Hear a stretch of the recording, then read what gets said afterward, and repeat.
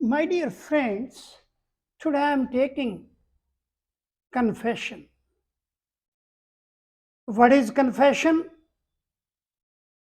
The definition of confession is the term confession has nowhere been defined in the Evidence Act. Definition: a confession is a statement which either admits the offense or which constitutes the offense. साथियों, confession evidence act के अंदर कहीं भी इसकी definition नहीं है, कहीं पर ये एक्ट में डिफाइन नहीं किया गया कन्फेशन। वैसे डेफिनेशन क्या है? A confession is a statement which either admits the offence or constitute the offence. यानी कन्फेशन क्या है? कोई व्यक्ति ऑफेंस कर देता है, उसको एक्सेप्ट कर लेना ही कन्फेशन है। अकॉर्डिंग टू स्टीफन, देखो ये अलग अलग व्यक्तियों की डेफिनेशन देखिए, जो लॉ के एक्सपर्ट हैं इनकी डेफिनेशन इनके अकॉर्डिंग क्या है? A confession is an admission made at any time by a person charged with a crime stating an inference that he committed the crime. Stephen के अकॉर्डिंग क्या है कन्फेशन? जब व्यक्ति कोई ऑफेंस कर देता है और वो उस पर चार्ज लग जाता है, यानी चार्ज विद ए क्राइम, और कोर्ट से उसके ऊपर क्राइम का चार्ज लग जाता है, तो ये उस व्यक्ति के ऊपर है यदि अपने क्राइम को एक्सेप्ट करता है, कभी भी एक्सेप्ट करता है या एक्सेप्ट कर सकता है बिफोर द मजिस्ट्रेट। ये डेफिनेशन है स्टीफन के according. According to the privy council, only a direct acknowledgement of guilt should be regarded as confession. यानी जो गिल्ट है, जो उसका दोष है, उसको उसके डायरेक्ट एक्नॉलेजमेंट, यानी एकदम सीधे रूप से वो एक्सेप्ट करता है कि आई हैव डन इट, मैंने ये किया है, उसको एक्सेप्ट कर लेता है, यही कन्फेशन है प्रीवी काउंसिल के अकॉर्डिंग। और इसके आगे according to state, third person, according to state वो क्या कहते हैं? Only statement which are direct acknowledgement of guilt could be regarded as confession. उनके अनुसार भी यही है जो ऊपर प्रीवी काउंसिल के अनुसार था, यानी direct acknowledgement of guilt is a confession. both the definitions are same, but there is a slight difference I am taking next.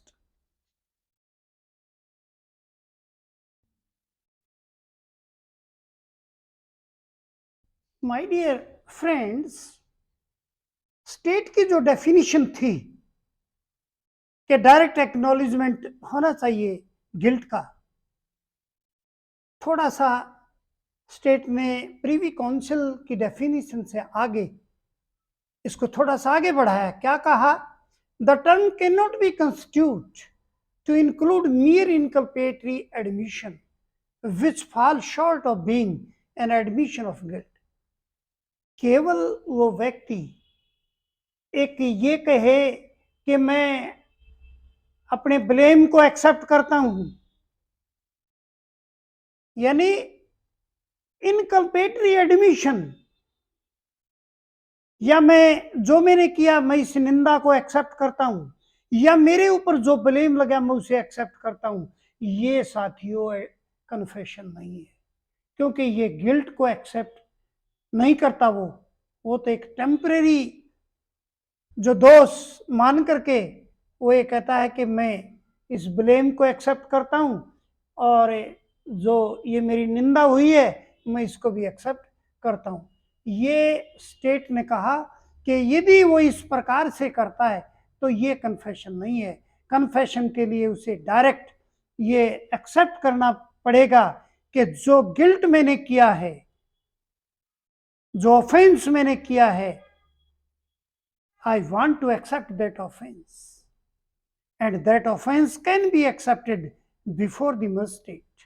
एक देखो इंपॉर्टेंट पॉइंट साथियों और बताऊं यहां पर, कन्फेशन और डाइंग डिक्लेरेशन।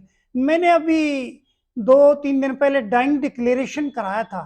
कन्फेशन और dying declaration both are equal according to law. कैसे इक्वल है? वैसे हर दृष्टि से इक्वल नहीं, लेकिन कन्फेशन भी और डाइंग डिक्लेरेशन भी ये मजिस्ट्रेट के सामने ही रिकॉर्ड कराए जा सकते हैं, यानी both can be recorded by magistrate, then these can be accepted as evidence in the court.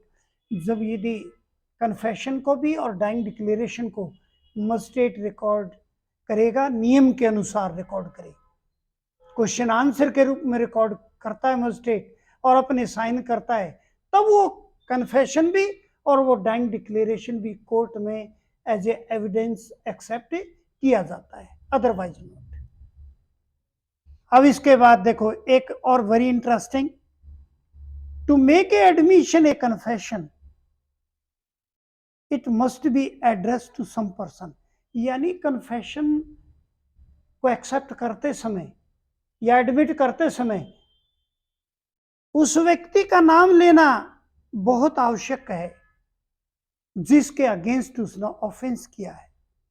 So if the accused goes around the village, यदि कोई भी दोषी गांव के चारों तरफ घूमता है, शाउटिंग दैट, और ये चिल्लाता हुआ गांव के तरफ चिल्लाता हुआ घूम रहा है, क्या बोल रहा है? यानी बहुत जोर जोर से बोल रहा है that he had killed his wife, मैंने अपनी पत्नी को मारा था। This would not amount to a confession, ये कन्फेशन नहीं है। साथियों देखो कितना इंटरेस्टिंग एग्जांपल है। एक व्यक्ति गांव के तरफ घूम रहा है, गांव के चारों तरफ घूम रहा है और जोर जोर से बोलता हुआ जा रहा है, मैंने अपनी पत्नी को मारा था, मैंने अपनी पत्नी को मारा था, मैंने अपनी पत्नी को मारा था, और मैं सारे गांव के सामने ये कहता हूं। वो कहता है कि this would not amount to, ये कन्फेशन नहीं है। साथियों ऊपर जैसे बताया मैंने टर्म्स एंड कंडीशन, कन्फेशन कैसे कन्फेशन बनता है, कन्फेशन कैसे एक्सेप्ट किया जाता है कोर्ट में, ऊपर सारी कंडीशन मैंने बताई। सो कन्फेशन की डेफिनेशन मैंने पूरी तरह विद एग्जांपल्स और जितने भी ज्यूरिस्ट थे उनके अकॉर्डिंग मैंने डेफिनेशन कन्फेशन की दी, और मैं ऐसा सोचता हूं कि ये डेफिनेशन बहुत अच्छी तरह क्लियर हो गई होगी। और मैं इसके बाद कन्फेशन की काइंड्स ऑफ कन्फेशन ये ले रहा हूं।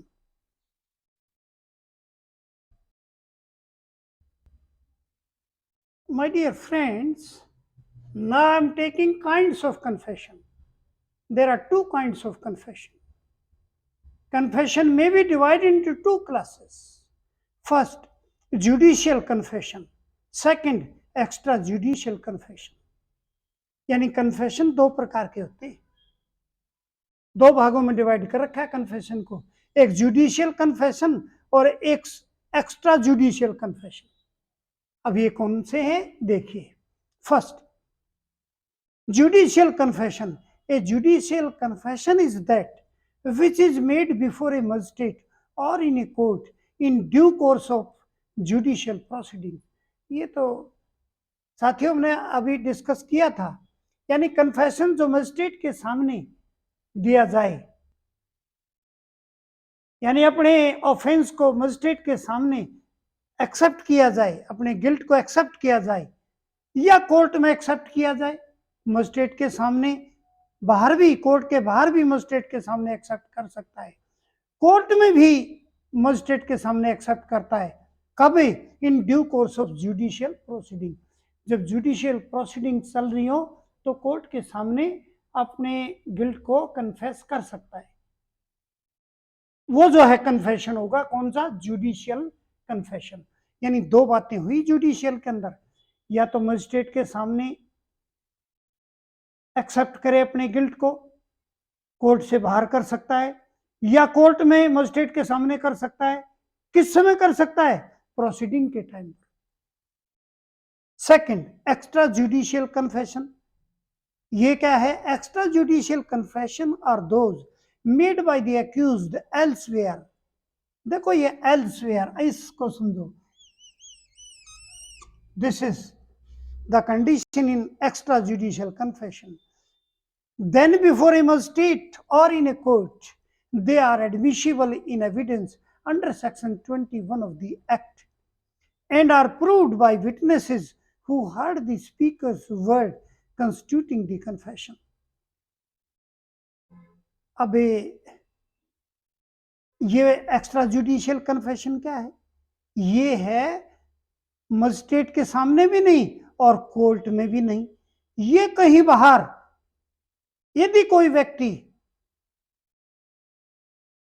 ये अपना गिल्ट एक्सेप्ट करता है किन्हीं के सामने कि मैंने ये गलती की, मैंने ऐसे ऐसे जो किया वो बहुत गलत काम था और मैं आज उसे एक्सेप्ट करता हूं कि ये वो मेरी गलती थी। किन के सामने? बाहर किन्हीं दूसरे व्यक्तियों के सामने, क्योंकि मजिस्ट्रेट और कोर्ट का तो इसमें एक्स्ट्रा जुडिशियल में कोई कंसर्न नहीं है।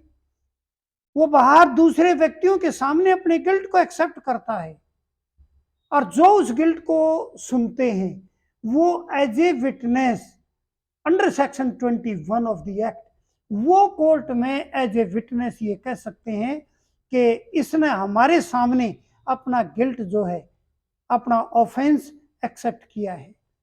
ये एक्स्ट्रा जुडिशियल कन्फेशन में दूसरे व्यक्ति जिन्होंने उसके मुंह से सुना वो एज ए विटनेस कोर्ट में उस एविडेंस के रूप में उस कन्फेशन को रख सकते हैं। ये है साथियों दो तरह का confession, kinds of confession, judicial confession और extra judicial confession.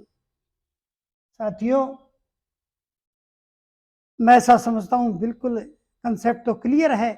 Judicial magistrate के सामने या कोर्ट में at the time of proceeding, extra judicial ना ही मजिस्ट्रेट के सामने ना ही कोर्ट में, बल्कि दूसरे व्यक्तियों के सामने, जो व्यक्ति एक्सेप्ट करता है कि मैंने ये ऑफेंस किया है और वो व्यक्ति कोर्ट में जाकर के एज ए एविडेंस, वो विटनेसेस कोर्ट में एज ए एविडेंस वहां पर ये बताते हैं कि इसने हमारे सामने ऐसे ऐसे एक्सेप्ट किया। ये है एक्स्ट्रा जुडिशियल कन्फेशन। मैंने 2 बार रिपीट कर दिया।